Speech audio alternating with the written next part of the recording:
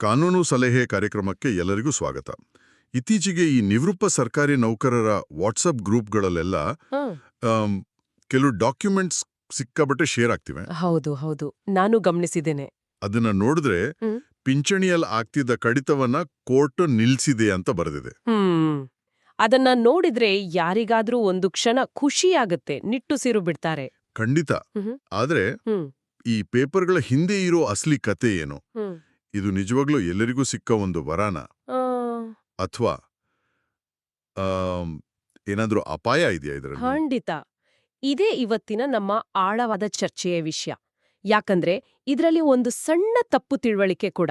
ಅವರ ಆರ್ಥಿಕ ಯೋಜನೆಗಳನ್ನೇ ಬುಡಮೇಲ್ ಮಾಡಬಹುದಲ್ವಾ? ಎಕ್ಸಾಕ್ಟ್ಲಿ. ಹಾಗಾಗಿ ಈ ಆದೇಶಗಳನ್ನು ಸರಿಯಾಗಿ ಅರ್ಥ ಮಾಡಿಕೊಳ್ಳುವುದು ಬಹಳ ಮುಖ್ಯ. ಸರಿ, ಹಾಗಾದ್ರೆ ಆ ಡಾಕ್ಯುಮೆಂಟ್ಸ್ ಇಂದಾನೇ ಶುರು ಮಾಡೋಣ. ಹಾ. ನಮ್ಮ ಕೈಲಿರೋದು ಕರ್ನಾಟಕ ರಾಜ್ಯ ಆಡಳಿತ ನ್ಯಾಯಮಂಡಳಿ ಅಂದ್ರೆ KSAT ಇಂದ ಬಂದಿರೋ ಆರ್ಡರ್ ಕಾಪಿ. ಹೌದು. ಅದರಲ್ಲಿ ಖಜಾನೆ ಇಲಾಖೆಗೆ ಹಾ.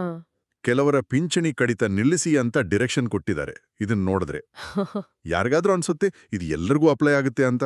ಇಲ್ಲ ಇಲ್ಲ, ಇಲ್ಲೇ ನೋಡಿ, ಅಲ್ಲೇ ಎಲ್ಲರೂ ಎಡವುತ್ತಿರೋದು. ಓ, ಇದು ಪೂರ್ತಿ ಚಿತ್ರ ಅಲ್ಲ, ಇದು ಕೇವಲ ಒಂದು ಸಣ್ಣ ತುಣುಕು ಅಷ್ಟೇ. ಈ ಡಾಕ್ಯುಮೆಂಟ್ಸ್ ಇದೆಯಲ್ಲ, ಹಾ. ಇವು ಅಂತಿಮ ತೀರ್ಪುಗಳಲ್ಲ. ಅಂತಿಮ ತೀರ್ಪು ಅಲ್ವಾ? ಅಲ್ಲ. ಕಾನೂನಿನ ಭಾಷೆಯಲ್ಲಿ ಇದನ್ನ ಮಧ್ಯಂತರ ಆದೇಶಗಳು ಅಂದ್ರೆ ಇಂಟರಿಮ್ ಆರ್ಡರ್ಸ್ ಅಂತ ಕರಿತೀವಿ.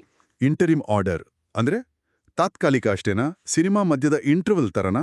ಪರ್ಫೆಕ್ಟ್ ಹೋಲಿಕೆ, ನಿಖರವಾಗಿ ಅದೇ.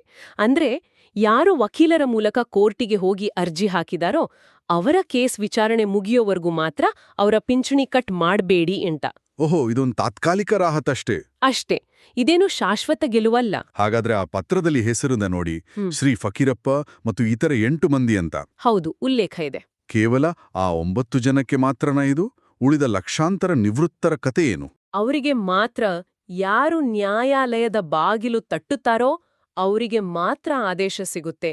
ಕೇಸ್ ಹಾಕದೇ ಇರೋ ಮಿಕ್ಕ ಲಕ್ಷಾಂತರ ಜನರಿಗೆ ಹಳೆ ರೂಲ್ ಅಂದ್ರೆ ಆ 15 ವರ್ಷದ ಕಡಿತ ಇದೆಯಲ್ಲ, ಅದು ಹಾಗೇನೆ ಮುಂದುವರಿಯುತ್ತೆ. ಇಲ್ಲಿ ನನಗೊಂದು ಮೂಲಭೂತ ಪ್ರಶ್ನೆ ಕಾಡುತ್ತಿದೆ. ಸಾಮಾನ್ಯವಾಗಿ ಎಲ್ಲರೂ ರಿಟೈರ್ ಆಗುವಾಗ 15 ವರ್ಷ ಕಡಿತಕ್ಕೆ ಒಪ್ಪಿ ಸ್ವತಃ ಸೈನ್ ಮಾಡಿರ್ತಾರಲ್ವಾ? ಹೌದು, ಅದು ಪ್ರೊಸೀಜರ್, ಅದೊಂದು ಒಪ್ಪಂದ. ಹಾಗಿದ್ಮೇಲೆ ತಾವೇ ಒಪ್ಕೊಂಡಿದ್ದನ್ನ ಈಗ ಇದಕ್ಕುದಂತೆ ಯಾಕೆ ಪ್ರಶ್ನೆ ಮಾಡ್ತಿದ್ದಾರೆ? ಇದು ಬಹಳ ಇಂಟ್ರೆಸ್ಟಿಂಗ್ ಪ್ರಶ್ನೆ. ಇದ್ರ ಹಿಂದೆ ಇರೋದು ಒಂದು ಭಾವನಾತ್ಮಕ ವಾದಕ್ಕಿಂತ ಹೆಚ್ಚಾಗಿ ಒಂದು ಗಟ್ಟಿಯಾದ ಗಣಿತ. ಗಣಿತನ? ಹೌದು, ಒಂದು ಸಿಂಪಲ್ ಕ್ಯಾಲ್ಕುಲೇಷನ್.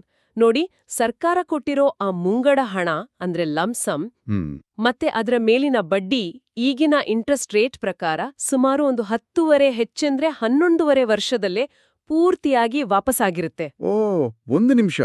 ಅಂದ್ರೆ ಬ್ಯಾಂಕ್ಗೆ ಲೋನ್ ಪೂರ್ತಿ ತೀರಿಸ ಮೇಲೂ ಅವರು ನಮ್ಮ ಖಾತೆಯಿಂದ EMI ಕಟ್ ಮಾಡ್ಕೊಂಡಾಗಾಯ್ತು. ಎಕ್ಸಾಕ್ಟ್ಲಿ, ನಿಖರವಾಗಿ ಅದೇ ಅವರ ವಾದ. ಅದನ್ನೇ ಅವರು ಅನ್ಜಸ್ಟ್ ಎನ್ರಿಚ್ಮೆಂಟ್ ಅಂತ ವಾದ ಮಾಡ್ತಿರೋದು. ಸರ್ಕಾರದ ಅನ್ಯಾಯದ ಲಾಭ ಅಂತ. ಹೌದು, ಇದೇ ಕಾರಣಕ್ಕೆ ಈಗ ನಿವೃತ್ತರಲ್ಲಿ ಸ್ಪಷ್ಟವಾಗಿ 2 ಗುಂಪುಗಳ ತರ ಆಗಿದೆ. 2 ಗುಂಪುಗಳ? ಹೌದು. ಅವು ಯಾವುವು? ಒಂದು ನಾವು ಬ್ರೇಕ್ ಈವನ್ ವಲಯ ಅಂತ ಕರಿಬೋದು. ಹೌದಾ? ಅಂದ್ರೆ ಈಗಾಗಲೇ 11-12 ವರ್ಷಗಳ ಕಡಿತವನ್ನು ಪೂರ್ತಿ ಮಾಡಿದವರು. ಸರಿ. ಇವರು ಕೋರ್ಟ್ ಮುಂದೆ ಹೋಗಿ, ಸ್ವಾಮಿ, ನಾವು ಅಸಲು ಬಡ್ಡಿ 2 ತೀರಿಸಿದ್ದೇವೆ, ನಮ್ಮ ಲೆಕ್ಕಾಚಾರ ಇಲ್ಲಿದೆ ನೋಡಿ ಅಂತ ತೋರ್ಸಿದಾಗ ಜಡ್ಜ್ಗಳಿಗೂ ಇದರಲ್ಲಿ ಮೊದಲ ನೋಟಕ್ಕೆ ಹುರುಳಿದೆ ಅಂತ ಅನ್ಸಿ ಒಂದು ಟೆಂಪರರಿ ಸ್ಟೇ ಕೊಡ್ತಿದ್ದಾರೆ. ಓಕೆ. ಹಾಗಾದ್ರೆ 2ನೇ ಗುಂಪು ಎಲ್ಲರೂ 12 ವರ್ಷ ಪೂರೈಸಿರೋಳಲ್ಲ? ಖಂಡಿತ, ಅದೇ 2ನೇ ಗುಂಪು. ನಾವು ಅದನ್ನ ಅಪಾಯಕಾರಿ ವಲಯ ಅಂದ್ರೆ ಡೇಂಜರ್ ಝೋನ್ ಅಂತ ಕರಿಬೇಕು. Danger zone? ಹೌದು. ಇವರು ಇನ್ನೂ 10.5 ವರ್ಷ ಪೂರ್ತಿ ಮಾಡಿರಲ್ಲ. ಉದಾಹರಣೆಗೆ 2019ರಲ್ಲಿ ನಿವೃತ್ತರಾದವರು ಅಂತಿಟ್ಕೊಳ್ಳಿ. ಇವರು ಇನ್ನೂ ಅಸಲನ್ನೇ ತೀರ್ಸಿರಲ್ಲ. ಸೊ ಇವರು ಅರ್ಜಿ ಹಾಕಿದಾಗ ಸರ್ಕಾರದ ವಕೀಲರು ಸುಲಭವಾಗಿ ಇವರು ಅಸಲೇ ಕಟ್ಟಿಲ್ಲ, ಸ್ಟೇ ಹೇಗ್ ಕೊಡ್ತೀರಿ ಅಂತ ವಾದ ಮಾಡ್ತಾರೆ. ಆಗ ಇವರ ಅರ್ಜಿಗಳು ವಜಾ ಆಗೋ ಚಾನ್ಸಸ್ ತುಂಬಾ ಜಾಸ್ತಿ. ಸರಿ, ಈಗ ಚಿತ್ರಣ ಸ್ಪಷ್ಟವಾಗ್ತಿದೆ. ಈಗ ಆ ಬ್ರೇಕ್ ಈವನ್ ವಲಯದವರ ಬಗ್ಗೆ ಮಾತಾಡೋಣ. ಅವರಿಗೆ ಸ್ಟೇ ಸಿಕ್ತು, ತಿಂಗಳ ಪಿಂಚಣಿ ಜಾಸ್ತಿ ಆಯ್ತು, ಖುಷಿ. ಆದ್ರೆ ನೀವು ಹೇಳಿದ ಹಾಗೆ ತಾತ್ಕಾಲಿಕ ಅನ್ನೋ ಪದದಲ್ಲೇ ಒಂದು ಅಪಾಯ ಇದೆ ಅನ್ನಿಸ್ತಿದೆ. ಹೌದು. ಒಂದು ವೇಳೆ ಅಂತಿಮವಾಗಿ ಕೇಸ್ ಸೋತು ಹೋದ್ರೆ ಆಗೇನಾಗುತ್ತೆ? ಅಲ್ಲೇ ನೋಡಿರೋದು. ಈ ಇಡೀ ಪ್ರಕರಣದ ಅತಿ ದೊಡ್ಡ ಅಪಾಯ ಮತ್ತು ಆತಂಕಕಾರಿ ಭಾಗ. ನಾವು ಇದಕ್ಕೆ ಅರಿಯರ್ಸ್ ಟ್ರ್ಯಾಪ್ ಅಥವಾ ಬಾಕಿ ಹಣದ ಸುಳಿ ಅಂತ ಕರಿಬೋದು. Arrears trap. ಹೌದು. ಈಗ ಸ್ಟೇ ಸಿಕ್ಕಿದ್ಮೇಲೆ 1-1.5 ವರ್ಷ ಪಿಂಚಣಿ ಕಟ್ಟಾಗಲ್ಲ, ಸೊ ತಿಂಗಳ ಆದಾಯ ಜಾಸ್ತಿ ಆಗತ್ತೆ. ಆದರೆ ಅಂತಿಮ ತೀರ್ಪು ಅವರ ವಿರುದ್ಧ ಬಂದರೆ? ಆದರೆ ಕೇಸ್ ಯಾಕೆ ಸೋಲ್ತಾರೆ? ಗಣಿತದ ವಾದ ಇಷ್ಟು ಸ್ಪಷ್ಟವಾಗಿರುವಾಗ ನ್ಯಾಯಾಲಯ ಯಾಕೆ ಅದನ್ನು ಒಪ್ಪುವುದಿಲ್ಲ? ಯಾಕೆಂದ್ರೆ ಗಣಿತ ಒಂದು ವಿಷಯವಾದ್ರೆ ಕಾನೂನು ಒಪ್ಪಂದವನ್ನು ನೋಡ್ತದೆ.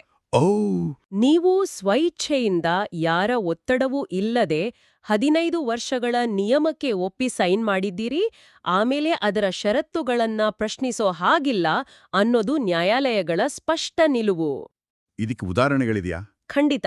ಇತ್ತೀಚೆಗೆ ಪಂಜಾಬ್ ಮತ್ತು ಹರಿಯಾಣ ಹೈಕೋರ್ಟ್ 800ಕ್ಕೂ ಹೆಚ್ಚು ಇದೇ ರೀತಿಯ ಅರ್ಜಿಗಳನ್ನ ಒಂದೇ ಬಾರಿಗೆ ವಜಾ ಮಾಡಿದೆ. ಅಬ್ಬಾ, 800ಕ್ಕೂ ಹೆಚ್ಚು? ಹೌದು. ಅದೇ ರೀತಿ ಸಿಎಟಿ ಚಂಡೀಗಢ ಪೀಠವು 106 ಅರ್ಜಿಗಳನ್ನ ವಜಾಗೊಳಿಸಿದೆ. ನ್ಯಾಯಾಲಯಗಳು ಸ್ಪಷ್ಟವಾಗಿ ಹೇಳುವುದೇನೆಂದರೆ, ಇದು ಸ್ವಯಂ ಪ್ರೇರಿತ ಯೋಜನೆ, ಅದರ ಲಾಭ ಪಡೆದು ನಂತರ ಷರತ್ತು ಪ್ರಶ್ನಿಸಲು ಸಾಧ್ಯವಿಲ್ಲ. ಒಂದು ನಿಮಿಷ, ಇದು ನಿಜಕ್ಕೂ ಆತಂಕಕಾರಿ. ಅಂದ್ರೆ ತಾತ್ಕಾಲಿಕವಾಗಿ ಸಿಗುವ ತಿಂಗಳಿಗೆ 4,000 ರೂಪಾಯಿ ಲಾಭಕ್ಕಾಗಿ ಮುಂದೆ ಸುಮಾರು 1 ಲಕ್ಷ ರೂಪಾಯಿ ಸಾಲದ ಸುಳಿಗೆ ಸಿಲುಕಿಕೊಳ್ಳುವ ಅಪಾಯವಿದೆ ಅಂತಾಯ್ತು. ಸರಿಯಾಗಿ ಹೇಳಿದಿರಿ. ಆ ಅರಿಯರ್ಸ್ ಟ್ರ್ಯಾಪ್ ಕೆಲ್ಸ ಮಾಡುವುದೇ ಹಾಗೆ. ಕೇಸ್ ವಜಾಗೊಂಡ ತಕ್ಷಣ ಸರ್ಕಾರವು ಆ ತಡೆಯಾಜ್ಞೆಯ ಸಮಯದಲ್ಲಿ ಕಡಿತವಾಗದೆ ಉಳಿದಿದ್ದ ಎಲ್ಲಾ ಹಣವನ್ನ, ಅಂದ್ರೆ ಸುಮಾರು 2 ವರ್ಷದ್ದು, ಹೌದು, ತಿಂಗಳಿಗೆ 4,000 ರೂಪಾಯಿಯಂತೆ ಒಟ್ಟು 96,000 ಅಥವಾ 1 ಲಕ್ಷ ರೂಪಾಯಿಗಳನ್ನ ಒಂದೇ ಬಾರಿಗೆ ವಸೂಲಿ ಮಾಡಲು ಆದೇಶಿಸುತ್ತದೆ. ಒಂದೇ ಸಲನಾ? ಹೌದು. ಆ ಹಣವನ್ನು ಮುಂದಿನ ತಿಂಗಳ ಪಿಂಚಣಿಯಲ್ಲಿ ಕಡಿತ ಮಾಡುತ್ತಾರೆ. ಆಗ ಆ ತಿಂಗಳ ಪಿಂಚಣಿ ಬಹುತೇಕ ಶೂನ್ಯವಾಗಬಹುದು. ಇದು ನಿವೃತ್ತಿ ಜೀವನದಲ್ಲಿ ದೊಡ್ಡ ಆರ್ಥಿಕ ಆಘಾತವನ್ನು ಉಂಟುಮಾಡಬಹುದು. ಇದು ನಿಜಕ್ಕೂ ಎಚ್ಚರಿಕೆಯ ಗಂಟೆ. ಈ ಗೊಂದಲದ ಜೊತೆಗೆ ನಮ್ಮ ವಾಟ್ಸ್ಆಪ್ ಯೂನಿವರ್ಸಿಟಿಯಲ್ಲಿ ಇನ್ನೊಂದು ಸುದ್ದಿ ಹರಿದಾಡ್ತಿದೆ. ಸುಪ್ರೀಂ ಕೋರ್ಟೆ 15 ವರ್ಷದ ನಿಯಮವನ್ನು 10 ವರ್ಷ 8 ತಿಂಗಳಿಗೆ ಇಳಿಸಿದೆ. ಇನ್ನು ಯಾರಿಗೂ 15 ವರ್ಷ ಕಡಿತ ಇಲ್ಲ ಅಂತ. ಇದರಲ್ಲಿ ಏನಾದರೂ ಸತ್ಯಾಂಶ ಇದೆಯಾ? ಇದು 100% ಸುಳ್ಳು ಸುದ್ದಿ. ಪಕ್ಕನಾ? 100%. ಫ್ಯಾಕ್ಟ್ಲಿ ಮತ್ತು ದಿ ಕ್ವಿಂಟ್ ತರಹದ ಪ್ರಮುಖ ಫ್ಯಾಕ್ಟ್ ಚೆಕಿಂಗ್ ಜಾಲತಾಣಗಳು ಈ ಸುದ್ದಿಯನ್ನು ಈಗಾಗಲೇ ಸುಳ್ಳು ಅಂದ ದೃಢಪಡಿಸಿವೆ. ಈ ವಿಷಯದಲ್ಲಿ ಸುಪ್ರೀಂ ಕೋರ್ಟ್ನ ಮೂಲ ತೀರ್ಪು ಬಂದಿದ್ದು 1986ರಲ್ಲಿ. 1986ರಲ್ಲಿ? ಹೌದು. ಕಾಮನ್ ಕಾಸ್ ವಿರುದ್ಧ ಯೂನಿಯನ್ ಆಫ್ ಇಂಡಿಯಾ ಅನ್ನೋ ಒಂದು ಐತಿಹಾಸಿಕ ಪ್ರಕರಣದಲ್ಲಿ 15 ವರ್ಷಗಳ ನಿಯಮವನ್ನು ಎತ್ತಿ ಹಿಡಿದಿದೆ ಮತ್ತು ಆ ನಿಲುವು ಇವತ್ತಿಗೂ ಬದಲಾಗಿಲ್ಲ. 1986ರಲ್ಲೇ ಸುಪ್ರೀಂ ಕೋರ್ಟ್ 15 ವರ್ಷ ಸರಿ ಅಂತ ಹೇಳಲು ಕಾರಣವೇನಿತ್ತು? ಆಗಲೂ ಈ ಗಣಿತದ ಲೆಕ್ಕಾಚಾರ ಇರ್ಲಿಲ್ವೇ? ಖಂಡಿತ ಇತ್ತು. ಆದ್ರೆ ನ್ಯಾಯಾಲಯ ಒಂದು ಬಹಳ ಪ್ರಮುಖ ಮತ್ತು ಪ್ರಾಯೋಗಿಕ ಅಂಶವನ್ನು ಪರಿಗಣಿಸಿತ್ತು. ಅದೇನೆಂದರೆ ಅಪಾಯದ ಅಂಶ, ಅಂದ್ರೆ ರಿಸ್ಕ್ ಫ್ಯಾಕ್ಟರ್. Risk factor? ಹೌದು. ಒಂದು ವೇಳೆ ಪಿಂಚಣಿದಾರರು 15 ವರ್ಷಗಳ ಅವಧಿ ಮುಗಿಯೋ ಮುನ್ನವೇ, ಅಂದ್ರೆ ಅಕಸ್ಮಾತ್ 10ನೇ ವರ್ಷದಲ್ಲೇ ಮರಣ ಹೊಂದಿದರೆ ಏನಾಗ್ತದೆ? ಸರ್ಕಾರ ಅವರಿಗೆ ಕೊಟ್ಟ ಮುಂಗಡ ಹಣದಲ್ಲಿ ಇನ್ನೂ 5 ವರ್ಷದ ಬಾಕಿ ವಸೂಲಿಯಾಗೋದಿಲ್ಲ. ಅದನ್ನು ಅವರ ಕುಟುಂಬ ಪಿಂಚಣಿಯಿಂದ ವಸೂಲಿ ಮಾಡಲು ಸಾಧ್ಯವಿಲ್ಲ. ಓ, ಆ ನಷ್ಟ ಸರ್ಕಾರಕ್ಕೆ ಆಗುತ್ತೆ. ಹೌದು. ಆ ನಷ್ಟದ ಅಪಾಯವನ್ನು ಸರಿದೂಗಿಸಲು ಈ 15 ವರ್ಷಗಳ ಅವಧಿಯನ್ನು ನಿಗದಿಪಡಿಸಲಾಗಿದೆ. ಇದು ಸರ್ಕಾರದ ಕಡೆಯಿಂದ ಒಂದು ರೀತಿಯ ಇನ್ಶೂರೆನ್ಸ್ ಇದ್ದ ಹಾಗೆ. ಹಾಗಾಗಿ ಇದು ನ್ಯಾಯಸಮ್ಮತವಾಗಿದೆ ಅಂತ ಸುಪ್ರೀಂ ಕೋರ್ಟ್ ಹೇಳಿದೆ. ಸರಿ. ಈಗ ಇಡೀ ಚಿತ್ರಣ ಸ್ಫಟಿಕದಂತೆ ಸ್ಪಷ್ಟವಾಗ್ತಿದೆ. ತಾತ್ಕಾಲಿಕ ಆದೇಶ ಬೇರೆ, ಅಂತಿಮ ತೀರ್ಪು ಬೇರೆ. ಅರಿಯರ್ಸ್ ಟ್ರ್ಯಾಪ್ ಅನ್ನೋ ಅಪಾಯವಿದೆ, ಸುಳ್ಳು ಸುದ್ದಿಗಳ ಹಾವಳಿಯೂ ಇದೆ. ಹೌದು. ಹೀಗಿರುವಾಗ ಗೊಂದಲದಲ್ಲಿರುವ ನಿವೃತ್ತರು ಏನ್ ಮಾಡಬೇಕು?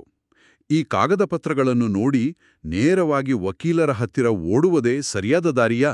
ಓಡುವ ಮುನ್ನ ನಿಂತು ಯೋಚಿಸಬೇಕು ಮತ್ತು ಮುಖ್ಯವಾಗಿ ಶುಲ್ಕ ಪಾವತಿಸುವ ಮೊದಲು ವಕೀಲರಿಗೆ ಕೆಲವು ಸರಿಯಾದ, ನೇರವಾದ ಪ್ರಶ್ನೆಗಳನ್ನು ಕೇಳಬೇಕು. ಓಕೆ, ಆ ಪ್ರಶ್ನೆಗಳು ಯಾವುವು?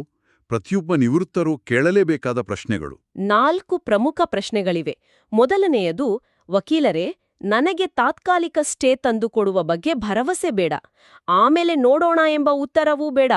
ಈ ಕೇಸ್ನಲ್ಲಿ ಅಂತಿಮ ಗೆಲುವು ಸಿಗುವ ಶೇಕಡಾವಾರು ಸಾಧ್ಯತೆ ಎಷ್ಟಿದೆ ಅಂತ ನೇರವಾಗಿ ಕೇಳಬೇಕು. ಸರಿ, ಗೆಲ್ಲೋ ಸಾಧ್ಯತೆ, ಇದು ಮೊದಲನೆಯದು. ಎರಡನೇ ಪ್ರಶ್ನೆ? ಎರಡನೆಯದು, ಆರ್ಥಿಕ ಹೊಣೆಗಾರಿಕೆಯ ಬಗ್ಗೆ. ಒಂದು ವೇಳೆ ಕೇಸು ಸೋತರೆ ಈ ಅರಿಯರ್ಸ್ ರೂಪದಲ್ಲಿ ಬರುವ ಲಕ್ಷಾಂತರ ರೂಪಾಯಿಗಳ ದೊಡ್ಡ ಆರ್ಥಿಕ ಹೊರೆಗೆ ಯಾರು ಜವಾಬ್ದಾರರು? ಅದಕ್ಕೆ ನಿಮ್ಮ ಬಳಿ ಏನಾದರೂ ಪರಿಹಾರವಿದೆಯೇ? ಇದು ಅತ್ಯಂತ ಪ್ರಮುಖವಾದ ಪ್ರಶ್ನೆ. ಯಾಕೆಂದರೆ ಅಂತಿಮವಾಗಿ ಹಣ ಕಳ್ಕೊಳ್ಳುವುದು ನಿವೃತ್ತರೇ. ಖಂಡಿತ. ಮೂರನೇ ಪ್ರಶ್ನೆ ಕಾನೂನಿನ ಆಧಾರದ ಬಗ್ಗೆ. ಸುಪ್ರೀಂ ಕೋರ್ಟ್ನ 1986ರ 15 ವರ್ಷಗಳ ನಿಯಮವೇ ಇನ್ನೂ ಜಾರಿಯಲ್ಲಿರುವಾಗ ನೀವು ಯಾವ ಹೊಸ ಕಾನೂನಿನ ಆಧಾರದ ಮೇಲೆ ಅಂತಿಮ ಗೆಲುವು ಸಾಧಿಸುತ್ತೀರಿ? ನಿಮ್ಮ ಲೀಗಲ್ ಸ್ಟ್ರಾಟಜಿ ಏನು ಅಂತ ಕೇಳ್ಬೇಕು. ಸರಿ, ಮತ್ತು ಕೊನೆಯ 4ನೇ ಪ್ರಶ್ನೆ. ಇದು ಜಂಟಿ ಅರ್ಜಿಗಳ ಬಗ್ಗೆ. ಕೆಲವರು ಖರ್ಚು ಕಡಿಮೆ ಮಾಡಲು ಗುಂಪಾಗಿ ಅರ್ಜಿ ಸಲ್ಲಿಸ್ತಾರೆ. ಆಗ ಹೀಗೆ ಕೇಳಬೇಕು. ಕೇವಲ 7 ವರ್ಷ ಕಡಿತ ಮುಗಿದವರನ್ನು ಮತ್ತು 12 ವರ್ಷ ಮುಗಿದವರನ್ನು, ಅಂದರೆ ಡೇಂಜರ್ ಝೋನ್ ಮತ್ತು ಬ್ರೇಕ್ ಈವನ್ ಝೋನ್, ಇಬ್ಬರನ್ನೂ ಒಂದೇ ಜಂಟಿ ಅರ್ಜಿಯಲ್ಲಿ ಸೇರಿಸುವುದು ಕಾನೂನಾತ್ಮಕವಾಗಿ ಹೇಗೆ ಸರಿ? ಹೌದು, ಯಾಕಂದ್ರೆ ಒಬ್ಬರ ದುರ್ಬಲ ವಾದದಿಂದ ಇನ್ನೊಬ್ಬರ ಕೇಸ್ಗೂ ತೊಂದರೆಯಾಗ್ಬೋದಲ್ವೇ? ಖಂಡಿತ ಆಗಬಹುದು. ಈ 4 ಪ್ರಶ್ನೆಗಳು ನಿಜಕ್ಕೂ ಯಾವುದೇ ವಕೀಲರ ಉದ್ದೇಶ ಮತ್ತು ಪ್ರಕರಣದ ಸತ್ಯಾಸತ್ಯತೆಯನ್ನು ಬಯಲು ಮಾಡುತ್ತವೆ. ಇದಲ್ಲದೆ ಬೇರೆ ಏನಾದರೂ ಪ್ರಾಯೋಗಿಕ ಸಲಹೆಗಳಿವೆಯಾ? ಹೌದು, 2 ಸಲಹೆಗಳಿವೆ. ಮೊದಲನೆಯದಾಗಿ, ನಿಮ್ಮ ಸಮಯವನ್ನು ಪರಿಶೀಲಿಸಿ. ಈಗಾಗಲೇ 12-13 ವರ್ಷಗಳ ಕಡಿತದ ಅವಧಿ ಕಳೆದಿದ್ದರೆ, ಇನ್ನುಳಿದ 2-3 ವರ್ಷಗಳಿಗಾಗಿ ವಕೀಲರ ಶುಲ್ಕ, ಕೋರ್ಟ್ ಅಲೆದಾಟದ ಶ್ರಮ ತೆಗೆದುಕೊಳ್ಳುವುದು ಲಾಭದಾಯಕವೇ ಅಂತ ಯೋಚಿಸಿ. ಹೌದು, ಚರ್ಚೆಯ ಸಾರಾಂಶ ಸ್ಪಷ್ಟವಾಗಿದೆ. ವಾಟ್ಸಪ್ನಲ್ಲಿ ಹರಿದಾಡುತ್ತಿರುವ ನ್ಯಾಯಾಲಯದ ಆದೇಶಗಳು ಪೂರ್ತಿ ಸತ್ಯವಲ್ಲ, ಅವು ಕೇವಲ ತಾತ್ಕಾಲಿಕ ರಾಹತು ಅಷ್ಟೇ, ಅಂತಿಮ ಗೆಲುವಿನ ಖಾತ್ರಿಯಲ್ಲ. ಅದರ ಹಿಂದೆ ಅರಿಯರ್ಸ್ ಟ್ರ್ಯಾಪ್ ಎಂಬ ದೊಡ್ಡ ಆರ್ಥಿಕ ಅಪಾಯ ಅಡಗಿದೆ ಮತ್ತು ಸುಪ್ರೀಂ ಕೋರ್ಟ್ ನಿಯಮ ಬದಲಾಯಿಸಿದೆ ಎಂಬುದು ಶುದ್ಧ ಸುಳ್ಳು. ಹೌದು. ಯಾವುದೇ ಹೆಜ್ಜೆ ಇಡುವ ಮುನ್ನ ವಕೀಲರಿಗೆ ಈ 4 ನೇರ ಪ್ರಶ್ನೆಗಳನ್ನು ಕೇಳಿ ಪಾರದರ್ಶಕ ಉತ್ತರಗಳನ್ನು ಪಡೆದ ನಂತರ ಮುಂದಿನ ನಿರ್ಧಾರ ತೆಗೆದುಕೊಳ್ಳುವುದು ಜಾಣತನ. ಹೌದು, ಅಂತಿಮವಾಗಿ ಇದು ಪ್ರತಿಯೊಬ್ಬ ವ್ಯಕ್ತಿಯ ವೈಯಕ್ತಿಕ ಮತ್ತು ಆರ್ಥಿಕ ನಿರ್ಧಾರ. ಆದರೆ ಆ ನಿರ್ಧಾರವು ವಾಸ್ತವದ ಅರಿವಿನ ಮೇಲೆ, ಪೂರ್ಣ ಮಾಹಿತಿಯ ಮೇಲೆ ಆಧಾರಿತವಾಗಿರಬೇಕು, ಕೇವಲ ಭರವಸೆ ಅಥವಾ ತಪ್ಪು ಮಾಹಿತಿಯ ಮೇಲಲ್ಲ. ಈ ಚರ್ಚೆ ಮುಗಿಸುವ ಮುನ್ನ ಈ ಇಡೀ ವಿಷಯದ ಬಗ್ಗೆ ನಿಮ್ಮ ಅಂತಿಮ ಅನಿಸಿಕೆ ಏನು? ನೋಡಿ, ಈ ಇಡೀ ಪ್ರಕರಣವು ದಶಕಗಳಷ್ಟು ಹಳೆಯದಾದ ಒಂದು ನಿಯಮಕ್ಕೂ ಮತ್ತು ಇಂದಿನ ಆರ್ಥಿಕ ವಾಸ್ತವಕ್ಕೂ ನಡುವಿನ ಸಂಘರ್ಷವನ್ನು ಸ್ಪಷ್ಟವಾಗಿ ತೋರಿಸುತ್ತದೆ. ಈ ವೈಯಕ್ತಿಕ ಕಾನೂನು ಹೋರಾಟಗಳ ಆಚೆಗೆ ಇದು ಒಂದು ದೊಡ್ಡ ವ್ಯವಸ್ಥಿತ ಪ್ರಶ್ನೆಯನ್ನು ಎತ್ತುತ್ತದೆ. ನಿವೃತ್ತರ ಮುಂದಿನ ಪೀಳಿಗೆಗಾದರೂ ಪಿಂಚಣಿ ನಿಯಮಗಳು ನ್ಯಾಯಸಮ್ಮತವಾಗಿ ಮತ್ತು ಮುಖ್ಯವಾಗಿ ಗಣಿತಾತ್ಮಕವಾಗಿ ಸರಿಯಾಗಿವೆಯೇ ಎಂಬುದನ್ನು ಸರ್ಕಾರಗಳು ಪುನರ್ಪರಿಶೀಲಿಸಬೇಕಲ್ಲವೇ? ಈ ಸಣ್ಣ ಸಣ್ಣ ಹೋರಾಟಗಳು ಭವಿಷ್ಯದಲ್ಲಿ ಅಂತಹ ಒಂದು ದೊಡ್ಡ ನೀತಿ ಸುಧಾರಣೆಗೆ ನಾಂದಿ ಹಾಡಬಹುದೇ ಎಂಬುದು ನಾವು ಯೋಚಿಸಬೇಕಾದ ವಿಷಯ. ಖಂಡಿತ. ಆ ಯೋಚನೆಯೊಂದಿಗೆ ಕಾನೂನು ಸಲಹೆ ಕಾರ್ಯಕ್ರಮವನ್ನು ಮುಗಿಸೋಣ. ಈ ಅತ್ಯಂತ ಉಪಯುಕ್ತ ಮತ್ತು ಸ್ಪಷ್ಟವಾದ ಮಾಹಿತಿಗಾಗಿ ಧನ್ಯವಾದಗಳು. ಧನ್ಯವಾದಗಳು. ಕಾರ್ಯಕ್ರಮವನ್ನು ಕೇಳಿದ ಎಲ್ಲರಿಗೂ ಧನ್ಯವಾದಗಳು.